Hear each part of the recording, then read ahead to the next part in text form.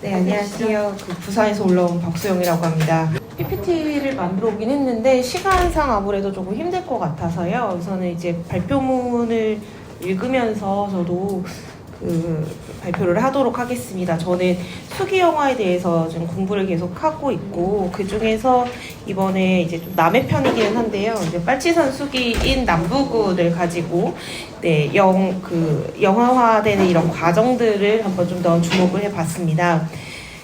이제 빨치산 수기, 최초의 빨치산 수기라고 보통 이야기가 되는 게 남부군인데요. 이게 88년도 7월에 출판이 됐습니다.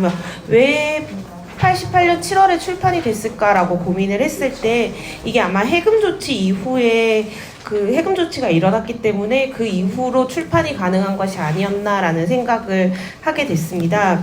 88년에 이제 해금 조치가 3월에 한 번, 그리고 7월에 2차 이렇게 됐고요. 이태, 원래 본명은 이우태고요. 이태의 남부군 같은 경우에는 88년 7월 조금 지나서 7월 26일인가 8일인가 이때쯤에 출판이 됐습니다. 그러니까 아마도 이게 1차 해금 조치가 이루어지고 나서 그 이후에 이런 영향을 받아서 출판이 될 수 있었던 것이 아닌가라는 생각을 하게 됐습니다. 죄송합니다. 이거 111쪽에 보면은 7월 11일이고요. 그러니까 2차 해금 조치 직전에 이게 출판이 됐습니다. 해금 조치 같은 경우에는 60항쟁을 통해서 어떤 서울올림픽을 개최하는데 이제 국제적인 어떤 공조나 혹은 문화적 포용성을 과시하기 위해서 시행이 되었던 것으로 보이고요. 이때 이런 냉정하고 월북한 것이나 월북이나 혹은 납북된 작가들뿐만 아니라 당시 소련이라던가 이런 공산주의 국가의 이런 작품들도 같이 해금 조치가 돼서 출판이 가능해지는 조금 그러니까 남북한의 어떤 문학적인 것으로 보았을 때 조금 완화되는 분위기였습니다.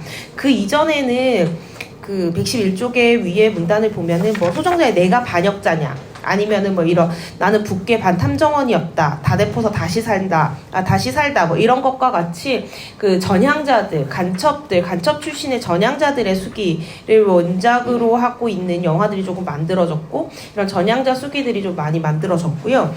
그나마 조금 나왔던 것이 이태 전에 나온 지리산 정도, 이병주의 지리산 같은 것들이 좀 있습니다. 이거는 근데 수기라기보다 좀 소설에 가깝고요. 이런 것들이 이렇게 만들어지고 나서 이태의 남부군이 베스트셀러가 되고 한 달 만에 10만 부를 기록했고요. 그 해에 베스트셀러 1위를 달성하게 됩니다. 그 이후로 이영식의 빨치산 혹은 아니면 정순덕의 구술 내용을 쓴 실록 정순덕 같은 이런 빨치산 수기들이 출판이 이제 연이어서 되게 되면서 해금 조치 이후에 빨치산의 어떤 목소리, 발화가 가능해졌다라는 발화가 가능해졌음을 알 수가 있습니다. 그리고 나서 2년 뒤인 1990년에 정지영 감독이 영화를 하게 되고, 이 영화 역시도 굉장히 큰 인기를 얻게 되면서 흥행을 하게 되죠. 그래서 저는 이 과정들이 어떻게 수기에서 영화로 옮겨졌는가, 여기에서 어떤 달라진 지점들에 대해서 조금 주목을 해보았습니다. 두 번째 장인 어떤 굶주린 빨치산인데요. 원래 이전에 그런 전향자들의 수기들을 보게 되면은 같이 굶주리기는 하는데, 이게 북한에서의 어떤 굶주림, 북한 체제에 대한 비판, 이런 것들을 위해서 내가 정말 가난하고 힘들다, 북한에서 정말 차별을 많이 받았다, 너무 힘들게 살았다, 이런 식의 이야기였다고 한다면, 남부군의 수기는 남부군은 이제 빨치산으로서 지리산에서 활동하면서 전쟁에 대한 어떤 혹독함을 경험하는 인민군으로서 빨치산이 묘사가 되게 됩니다. 자신이 실제로 남부군으로 생활하면서 겪었던 자신의 경험들이고, 이런 것은 나만 쓸 수 있겠구나라는 생각이 들어서 이 74년, 75년 정도에 완성을 했다가 이후에 이제 분위기가 조금 좋아지고 정권이 바뀌고 하면서 이제 출판이 되게 됐습니다.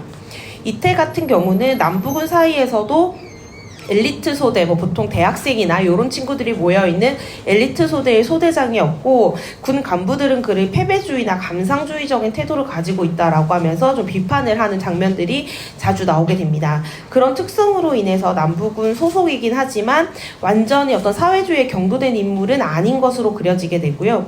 그로 인해서 적어도 남한의 대중들에게는 이 남부군에 대한 묘사가 객관적이다, 신뢰를 믿을만하다라고 하는 것을 좀 얻을 수 있지 않았을까라는 생각이 듭니다. 그리고 이런 최대한 객관적으로 쓰려고 했었던 것 같고, 처음에 이제 되게 기대하고 읽었었어요, 원작을. 근데 너무 재미가 없더라고요. 이게 다 완전 기사처럼 쓰다 보니까 이 기자와 같이 해서 그러니까 보통에 읽는 수기들을 보면은 내가 너무 불쌍하고 힘들고 이런 것들을 쓰고 인생이 얼마나 기구하고 이런 걸 쓰는데, 그게 아니라 남부군이 어떻게 움직였고 어떤 전투를 했고 이런 식으로 이야기가 많이 되고, 실제 그래서 이제 이태의 남부군 같은 경우에서는 그 남부군의 활동을 하는 어떤 역사적 사료로도 많이 사용이 되더라고요.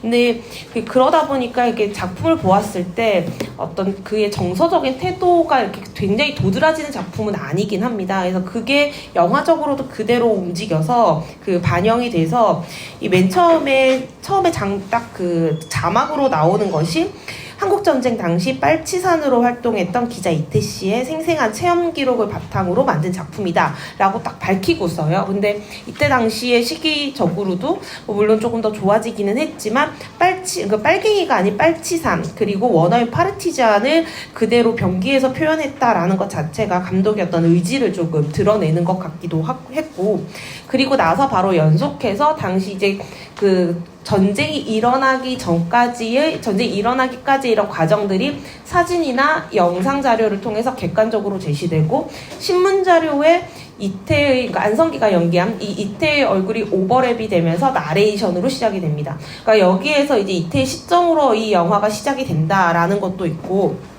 그리고 이게 최대한 객관적인 실화를 보여주고 있다라고 하는 것들을 굉장히 강조하는 형태로 영화가 시작이 되고 있습니다. 그리고 보통 이제 그 이전에 그 전향자 수기들을 보게 되면은 이제 당연히 반공주의를 굉장히 자극하고요. 심지어 이제 대표적인 작품 중에 하나인 내가 반역자냐 같은 경우에 작가인 소정자가 전향하고 나서 그 몇 년 되지 않는 동안 한 5, 6년 만에 반공 강연을 한 1000여 회를 합니다. 그러니까 엄청나게 돌았던 거죠. 그러니까 그거는 당시 그 간첩들이 해야 하는 어떤 가장 중요한 임무였었을 테고, 이제 그렇게 되면서 당연히 그 북한이 아주 악독한 인물, 나쁜 사람들이 모여있는 이 망가지기 직전, 무너지기 직전의 체계인 국가이다라는 것들을 막 이렇게 열심히 홍보를 하고 다니는데, 그에 비해서 이 남부군 같은 경우에는 그렇지 않은 태도들을 좀 보여주게 됩니다. 여기서 나오는 빨치산은 특별히 이념에 대해 그다지 경도되어 있지 않고요. 그러니까 민중들이 좀 잘 살기 위해서는 우리가 전쟁에 승리를 해야 된다더라 라고 하는 정도. 그러니까 이게 굉장히 태도가 나이브하기 때문에 그걸로 인해서 비판을 좀 받기도 합니다. 근데 그런 나이브한 태도가 있었기 때문에 오히려 이게 출판이 가능했고 흥행이 될 수 있지 않았나라는 생각을 하게 되더라고요. 이태 같은 경우는 그 국회의원으로도 좀 활동을 했었고요. 활동을 굉장히 적극적으로 했던 인물입니다. 사회활동을. 그랬고 나중에 출판 이후에는 뭐 이제 남부군으로서의 어떤 증인자, 뭐 이렇게 증인으로서 이렇게 또 다른 활동들도 하고 소설도 쓰고 했었는데, 그러다 보니까 자신의 어떤 그 과거의 사회 활동이나 이런 것들이 빨갱이로 취급당할 수 있기 때문에 좀 보았을 때 약간 이런 혁명적인 태도 이런 것들은 좀 최소화하면서 영화 수기를 썼고, 이게 또 영화에도 그대로 이어지게 되는 것이라고 보았습니다. 그래서 여기서 묘사하는 빨치산은 굉장히 엄격한 규율에서 생활하고 있고, 이전에 이런 수기나 혹은 드라마나 소설이나 이런 데서 묘사하는 것처럼 악마적이지도 않고요. 그리고 뭐 이렇게 겁탈을 한다던가 이런 모습이 아니다. 우리가 거의 그 전쟁을 치르다 보면 성불구의 상태가 된다라고 하면서 그간에 있었던 어떤 부정적인 묘사들에 대해서 항변하는 모습들을 좀 보여주게 됩니다. 그래서 이런 것들이 영화에서는 이제 그 민간인 여성을 겁탈한 이제 트위스트 킴이 연기를 한 그 간부가 총살을 당하거든요. 그래서 이게 우리 우리의 이런 사상을 욕되게 했다. 그러니 네가 스스로 죽어라라고 해서 이제 자신이 스스로 죽는 것으로 마무리를 하는데, 이런 것들을 통해서 그간의 이 빨치산에 대한 부정적인 묘사들에 대해서 조금 항변하는 그런 해명하는 이런 장면들을 보여줍니다.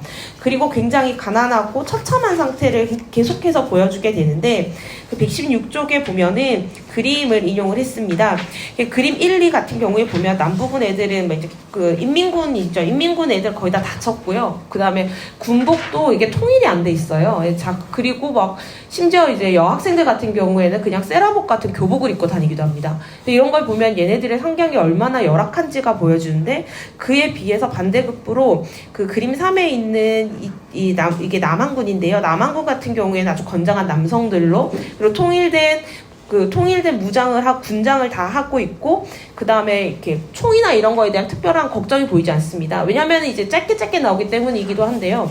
남부군 같은 경우에는 총을 잃어버리면 총살이에요. 그러니까 그래서 무기 같은 거 잃어버리면 다 이제 사형당하고 이래야 되는데, 그거에 비해서 남한군 같은 경우에는 좀 평화로워 보이는, 그러니까 아주 좀 무섭고 건장하고 위협적인 인물로 나오면서 그 북한군이 굉장히 나약하고 좀 위협적이지 않은 존재, 그리고 연민의 대상이 되게 됩니다.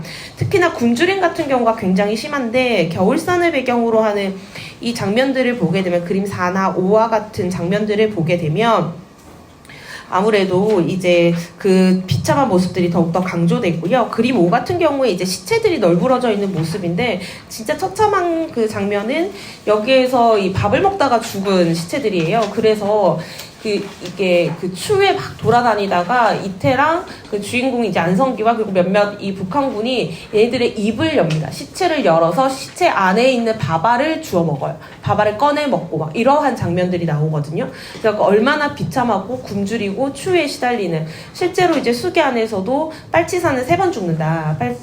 빨치산은 3번 죽는데 뭐 굶어 죽고 맞아 죽고 얼어 죽는다. 라고 하는 이 표현이 그대로 영화 안에서, 그리고 드라마 그 수계 안에서 도 나오게 됩니다. 그러면서 그리고 이제 제기열이라고 하는 좀 희귀병에 걸리게 되면서 보면은 이제 아스피린 한 몇 알이면 되는 것 같아요. 근데 그 약을 구하지 못해서 거의 계속 죽어나가거든요. 그래서 이태 같은 경우가 좀 겨우겨우 살아나는데, 이걸 살기 위해서 나무에 매달려서 이제 수액을 빨아먹는 장면입니다. 그림 6이. 여기에서 이런 모습들은 그 빨치산에 대한 어떤 공포가 아니라 혹독한 환경에서 생존을 위해 애쓰는 빨치산에 대한 어떤 동정심을 느끼게 되고, 더불어서 전쟁에 대한 공포를 느끼게 합니다.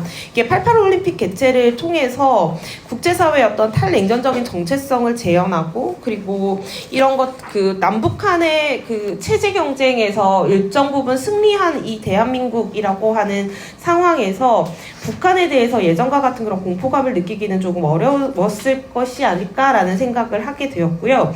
그로 인해서 이 빨치산은 남한군에 대한 어떤 분노, 혐오, 그리고 아주 잔인한, 악마적이고 위협적이고 무서운 그러한 인물이 아니라 이 혼란스러운 사회에 떠밀려서 선택한 고통받는 인물이 되고, 그로 인해서 공포 대신 연민을 느끼며 체제 경쟁에 대한 승리감을 다시 한번 느끼게 합니다. 그리고 이제 세 번째 장인데요. 빨치산의 이제 전쟁의 의미를 계속해서 묻습니다. 네, 한국 전쟁 영화에서 반전을 이야기한다라는 게 사실은 그렇게까지 안전하지는 않았던 것 같습니다. 그래서 앞에서 이하나 선생님께서 말씀하셨던 영화라든지, 갑자기 이름 피아골이라든지, 혹은 아니면 이만희의 들국화를 피웠는데 같은 경우에는 또 반전 메시지를 조금 강화하려고 하다가 편집권을 빼앗기죠. 그 이전에도 사실 이만희 같은 경우에 영화를 굉장히 전쟁 영화를 많이 찍었음에도 불구하고 7인의 여포로 사건이나 들국화는 피었는데 이런 일들을 경험하게 된다는 것 자체가 반공주의와 반전주의 공존이 좀 어려운 상태의 이런 대한민국의 상황들을 그대로 드러내게 됩니다. 자, 그렇지만은 이게 이제 시간이 지나면서 이게 이제 가능해지게 된 시기가 왔다라는 것이 이제 88년 혹은 이제 90년 이쯤이었던 것 같습니다. 수기에서 이태는 직접적인 발화를 통해서 계속해서 전쟁에 대한 의문을 찾습니다. 오늘 뿌려진 피와 생명에서 무슨 뜻을 찾아야 하는가? 그리고 뭐 전쟁이 왜 이 전쟁을 왜 해야 되냐라고 하면은 때에 따라서는 좀 바보가 돼야 된다. 그리고 인생의 목적이라는 게 어디 없다. 뭐 이런 식의 굉장히 허무주의에 점점 휩싸여가는 그러한 모습들이 보여주면서 전쟁이라고 하는 것이 인간을 얼마나 황폐화시키는지 알 수 있습니다. 네, 영화의 경우에는 이제 다른 인물들도 함께 추가되어서 조금 더 강도 높게 이야기를 하게 되는데요. 뭐 같은 핏줄끼리 서로 죽여야 하는 비인간적 상황이 이런 인간적인 미래를 위한 것이라는 것이 너무 모순적이다라고 하는 것들, 그리고 남북 전쟁이라고 하는 것이 결국에 소련이나 미국의 승리가 될 뿐이다. 이거는 우리가 일제강점기 때 외세에 의해서 광복을 했기 때문에 그로 인한 어쩔 수 없는 결과고, 이 전쟁이란 것이 너무 무의미하다. 특히나 한국 전쟁은 뭐 이런 이야기들이 이제 직접적으로 발화가 됩니다. 근데 이게 원래 오리지널 시나리오에도 없고요. 그 다음에 수기에도 없습니다. 이게 영화 안에서만 나오게 되고, 이게 심의 대본과 영화 안에서만 나오게 되는데, 그렇다는 것은 결국에 정지영이 가지고 있는, 그러니까 감독 정지영이 가지고 있었던 그 전쟁에 대한 문제의식, 이런 것들이 영화 안에서 이게 직접적인 발화로 나오지 않은가 싶습니다. 박민자 같은 경우도 마찬가지인데요.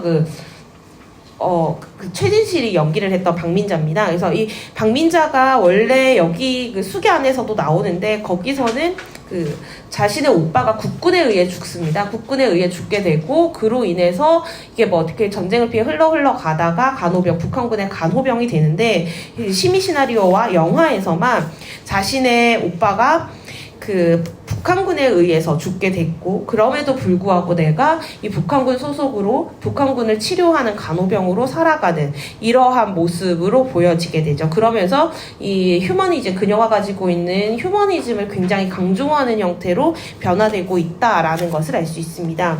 또 다른 이 전쟁에 대한 좀 비판적인 태도를 보게 되면은, 이 국군과 북한군이 대치하는 상황에서 서로 노래를 불러요. 이게 수기 안에서는 서로의 군가를 부르고요. 이 군가를 부르면서 이제 목소리를 키우면서 자신의 어떤 상대의 세력들을 조금 짐작하는 거죠. 근데 이 장면이 그러면서 뭐 뜬금없는 어떤 노래 대회가 끝났다, 뭐 이런 식으로 해서 아주 짧은 에피소드로 나오는 게, 영화 안에서는 서로 같은 노래를 부릅니다. 그래서 눈물 젖은 두만강을 같이 부르면서 중간에 어떤 꼬마애가 갑자기 등장을 해요. 그러니까 강아지 한 마리가 달려와서 강아지를 구하려고 꼬마애가 달려오는데, 그 애를 붙잡고 있으니까, 이제 강아지를 붙잡고 서 있으니까, 남한군은 너네 우리한테 와라, 저기 빨갱이들한테 가지 마라 이러고, 그냥 북한군 같은 경우에 저기 가면은 노란 개가 되니까 오지 마라, 가지 말고 우리한테 와라 라고 하면서 이렇게 서로 이렇게 아이를 막 불러요. 그러다가 아이가 이렇게 막 어쩔 줄 모르고 이렇게 막 서 있으니까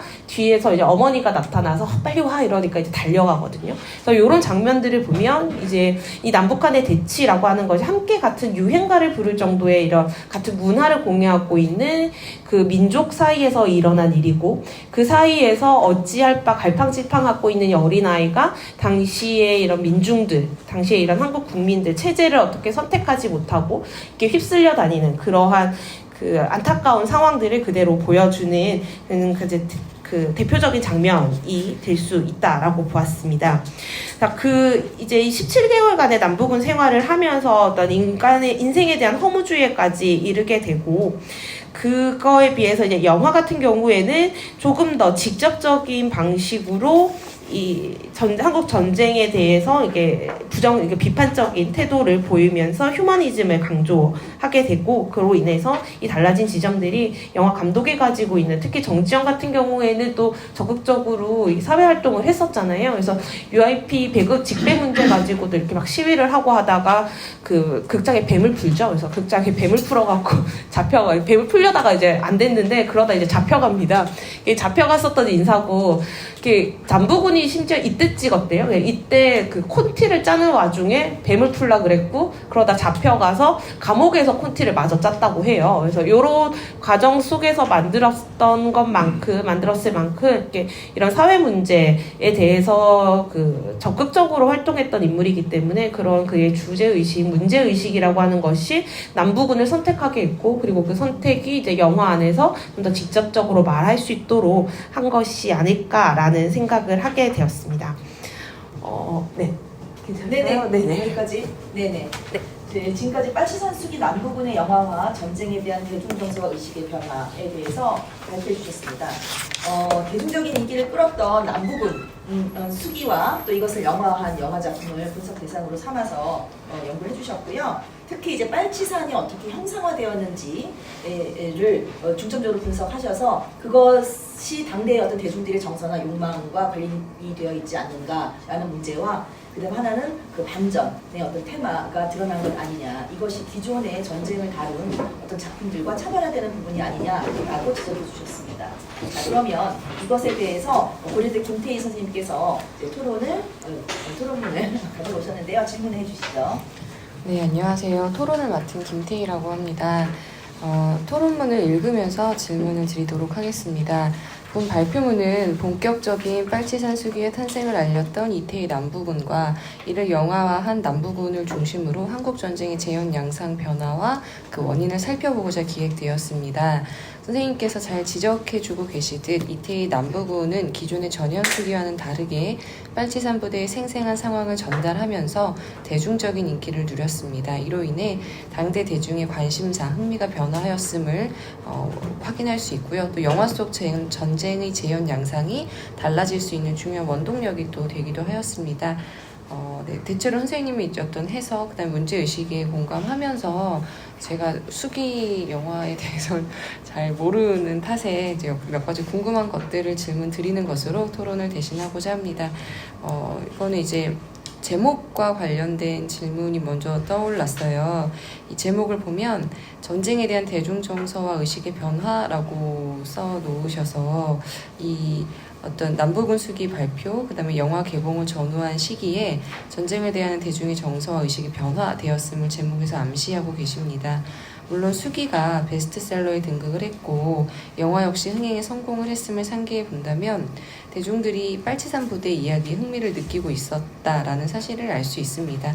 다만 이것이 대중 정서의 의식이 변화한 것이다라고 볼 수 있을까요? 혹은 일장희 선생님께서 이제 이 영화의 탄생 배경을 설명하시면서 굉장히 긴 분량을 할애해서 외적인 환경들, 특히 해금이랑 관련된 부분을 설명을 하고 계셔서요. 검열, 어떤 권위적인 정부, 반공 정책의 변화 이런 것들로 인해서 억눌렸던 대중정서 혹은 의식이 발현이 된 것에 가까울까요? 사실 이게 크게 중요하진 않을 수 있지만 제목에서 변화라고 이제 언급을 하고 계셔서 문득 그런 질문이 좀 생각이 났고요. 두 번째는 그 남부군을 선생님 설명에 따르면 반공 영화의 프레임에서 벗어나 빨치산과 국군 모두를 전쟁과 체제 경쟁의 피해자로 묘사함으로써 반전의 메시지를 전달하고 있는 영화라고 볼 수 있습니다. 여기에 동의하면서 동시에 이 남부군에 나타나는 변화가 동시대 한국전쟁을 묘사하는 다른 작품들에서도 유사하게 나타나는지 혹은 어떤 차별점이 있는지 궁금합니다. 사실 앞에서 이하나 선생님 발표를 들은 상황이라서 어느 정도 설명이 좀 되긴 한 것 같은데요. 그래도 또 혹시 첨언해 주실 게 있으시면 첨언을 좀 해주시면 좋을 것 같습니다. 네, 세 번째는 이 수기 남부군하고 이걸 이제 영화한 정지영 감독의 남부군 이 두 가지 텍스트를 본 발표문에서 같이 다루고 계신데요. 선생님께서 이제 논지를 전개하시는 과정에서 수기의 내용이 어떤 방식으로 영상화되는지 그것이 어떤 효과를 갖는지를 설명해주고 있으세요. 설명이 중심이 되는 수기와 다르게 영상에서는 보여주기가 중심이 되어야 하기 때문에 장면이 추가가 되기도 하고 또 인물에 대한 설정값들이 달라지기도 합니다. 대체로 장르의 특성에서 기인하는 변화들을 제외한다면 반전이라는 주제의식을 강화하기 위한 변화들로 요약될 수 있을 것 같습니다. 즉, 이러한 변화들은 어떤 의미로 해석이 될 수 있을까요? 대중정서와 의식의 변화도 물론 한 축이 될 수 있겠지만 또 부족한 저의 생각으로는 아까 앞서서 말씀해 주셨던 것처럼 정지영 감독의 어떤 작품 성향을 설명해 줄 수 있는 그런 변화로도 읽을 수도 있을 것 같고요. 또 어떤 남부군 수기 같은 경우엔 최소한 그 사상 논쟁에서 안정적인 거리를 확보하려는 그런 시도들이 있었던 반면 영화 같은 경우에는 그것보다 조금이라도 뒤에 만들어졌기 때문에 조금 더 과감하게 뭐 영상화를 시도해 볼 수 있었다 뭐 이런 의미로 해석을 해볼 수도 있지 않을까. 혹은 또 장르의 또 차이, 출판물과 어떤 영화, 영상물이라는 그런 어떤 차이에서 기인한 것일 수도 있고 뭐 이런 여러 가지 생각들을 좀 더 해볼 수 있을 것 같아서 혹시 발표문에서 다루신 것 외에 또 어떤 생각들을 하셨는지 그런 것들을 질문 드리고 싶었습니다. 네, 김태희 선생님 질문해 주셨어요. 전쟁에 대한 대중 정서와 의식의 변화에 하나는 포커스 맞춰서 질문해 주셨고요. 또 하나는 반전이라는 주제 의식을 정지영 작가가 어떤 식으로 더 강화했느냐, 뭐 이런 것과 관련된 질문이었는데, 그 당대의 대중 정서를 발현한 것이냐, 아니면 그게 이제 발현이냐, 아니면 그게 변화한 거냐라고 하는 부분은 굉장히 재미있는 질문인 것 같아요. 어쨌든 요약적으로 아주 핵심적인 부분 말씀해 주신 것 같습니다. 변화라기보다는 근데 선생님께서 지적하신 어떤 그 발현된 게 더 가깝지 않을까라는 생각을 하게 됐습니다. 왜냐하면 그 이전에 이병주의 지리산도 흥행을 되게 했고요. 그래서 베스트셀러가 됐고, 그러니까 잘 팔렸고, 드라마로도 만들어져요. 근데 드라마 조금 다르게 만들어진 것 같긴 하지만, 그리고 이제 전향자수기도 뭐 목적은 좀 다르기는 한데, 그러니까 빨치산이라고 하는 존재에 대해서 대중들이 가지는 호기심은 굉장히 강했던 것 같고요. 그리고 그런 것들을 제대로 표현하지 못하고, 이거 한쪽으로 굉장히 치우쳐서 재현될 수밖에 없었던 상황이었는데, 이게 이제 시대가 달라지면서 좀 더 객관적인 방식으로 빨치산의 편에서 그들이 묘사가 되다 보니까, 그런 데서 오는 어떤 흥미들이, 억눌렸던 관심들, 그러니까 만족되지 않았던 어떤 지점들을 이 남부군이 해소해 주었기 때문에 되지 않았을까라는 생각을 하게 돼요. 그래서 이후에 보게 되면 막 이태랑 그 다음에 이병주랑 같이 그 다음에 또 다른 하여튼 빨치산 수기 쓴 사람들끼리 모여가지고 강연 같은 것도 하고요. 그 다음 지리산에 같이 막 남부군이 이렇게 여기에 있었다 뭐 이러면서 이런 사람들 데리고 가서 이렇게 막 보여주고 등산회 같은 것도 하고 그러거든요. 그런 것들을 보게 되면 당시에 좀 많은 관심들을 가지고 있지 않았을까. 근데 말하지 못하고 표현되지 않았던 것들이 이제 발현이 되었던 것 같습니다. 그리고 정지영 같은 경우는 뭐 뒤에 하얀 전쟁이라던가 이런 작품들을 이어서 말하면서 이제 한국 현대사에 대한 관심들이 굉장히 좀 지대했었던 감독이고, 그러다 보니 이 남부군을 선택할 수 있었던 게 아닌가라는 생각도 듭니다. 그래서 이게 시나리오를 장선호 감독이 썼고요. 그리고 이게 이태랑 근데 제가 정확하게 장선호 감독인지 잘 모르겠습니다. 우선은 각색자의 장선호라는 이름이 쓰여져 있었고, 그리고 이거를 그때 제가 막 자료를 찾다 보니까 이태랑 이게 지인이 있었다고 해요. 중간에 아는 사람이 있어서 이렇게 연결을 해가지고 시나리오 판권을 받아서 이제 각색을 할 수 있었다라고 하더라고요. 그러니까 분명 정지영 감독이 가지고 있는 기본적인 문제 의식이라고 하는 것이 좀 나왔을 것 같습니다. 근데 아직 그것까지 공부를 좀 못해가지고요. 기억을 넣어서. 네, 그래서 그 부분 좀 더 공부를 많이 해가지고 보완을 하면 선생님께서 말씀하신 그런 부분들을 좀 더 보완해서 풍성하게 이야기를 할 수 있을 것 같고요. 요거 약간 여담이기는 한데 그 자료를 찾다 보니까 뭐 그런 소문도 있었다고 해요. 그러니까 정지영이 감옥에 풀려고 해서 감옥에 간 게 이게 남부군을 못 짓게 하려고 국가에서 일부러 감옥에 가둔 거다라는 그런 소문도 돌았다고 해요. 그러니까 그런 걸 보면은 완전히 이제 국가에서 모든 걸 손으로 마음대로 하려고 이렇게 하지는 않았었던 이런 태도들이 조금 있지 않았을까. 정지영의 생각인 것 같기도 하고, 뭐 시기적으로 맞아 떨어지다 보니까 만들어진 소문 같아서 사실 논문에 쓸 수는 없었는데, 그런 것들을 보게 되면 좀 정지영이 가지고 있는 태도, 이 사람이 가진 어떤 영화계에서 가진 위치라던가 이런 것들이 조금 더 이렇게 이야기를 할 수 있지 않을까라는 생각을 하고는 있습니다. 그래서 그런 부분들도 같이 반영을 해서 수정을 하고 보완을 좀 하도록 하겠습니다. 감사합니다. 네, 여기까지 박소영 선생님 발표 마치도록 하겠습니다. 박소영 선생님,